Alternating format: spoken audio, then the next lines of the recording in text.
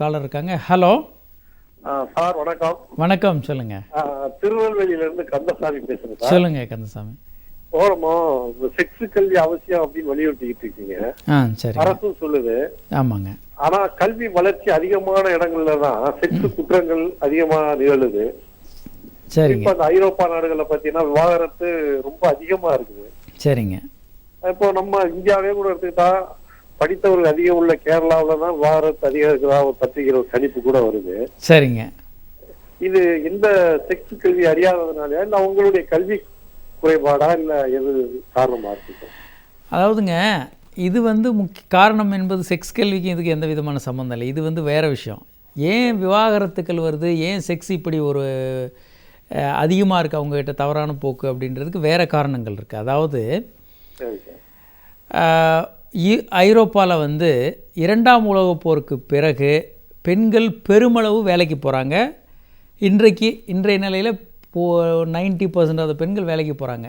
அவங்க பொருளாதார ரீதியாக சுதந்திரம் அடைஞ்சிடுறாங்க.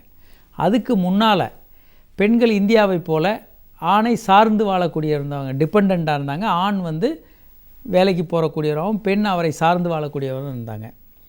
1960 கண்டுபிடிக்கப்பட்ட வாய்வழி மாத்திரைகள் பெண்ணை செக்ஸிலிருந்து விடுதலை பண்ணிடுது. பெண்கள் கருத்தரிப்பையும் அவங்க நினச்சா குழந்தை பெற்றுக்கொள்ளலாம், வேண்டான்னா குழந்தைய இல்லாமல் பண்ணிக்கலாம் அப்படின்ற ஒரு சுதந்திரமும் வருது. இப்போ பெண்கள் முழுமையாக ஒரு சுதந்திரமாக ஆயிடுறாங்க, செக்ஸ்லேயும் இண்டிபெண்ட் ஆயிடுறாங்க. முன்னால் சமுதாயம் டிபெண்ட்டாக இருந்து இப்போ இண்டிபெண்ட்டாக அவங்க மாறிடுறாங்க, ஆணுக்கு ஈக்குவலாக. இந்த ரோல் மாறிடுது. பெண்ணுடைய ரோல் ஒரு ஹோம் மேக்கர், வீட்டை நிர்வகிப்பவர் என்ற ரூலில் இருந்து அவங்க ஒரு ஆணுக்கு நிகரானவர் அப்படின்ற ஒரு ரோலுக்கு வந்துடுறாங்க. இப்போ ஆணுக்கும் பெண்ணுக்கும் சில மாற்றங்கள் ஏற்படுது அவங்க உறவு முறைகளில். இதற்கான விதிமுறைகள் வேறு. அதுதான் நம்ம லவ் பேங்க்னு சொல்கிறோம். ஆனால் அன்ஃபார்ச்சுனேட்டாக சமுதாயம் இந்த விதிமுறைகளை யாருக்கும் கற்றுக் கொடுக்கவில்லை.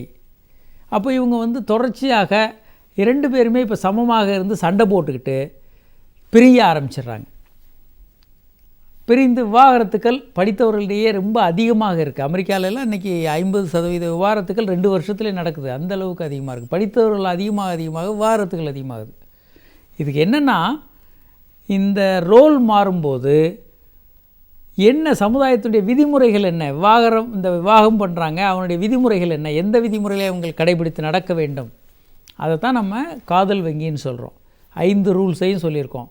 Rule of protection, rule of love, அதே போல் ரூல் ஆஃப் டைம்னு சொல்கிறோம். அன்டிவைடட் அட்டென்ஷன், காதலியும் 15 மணி நேரம் சேர்ந்துருக்கணும்.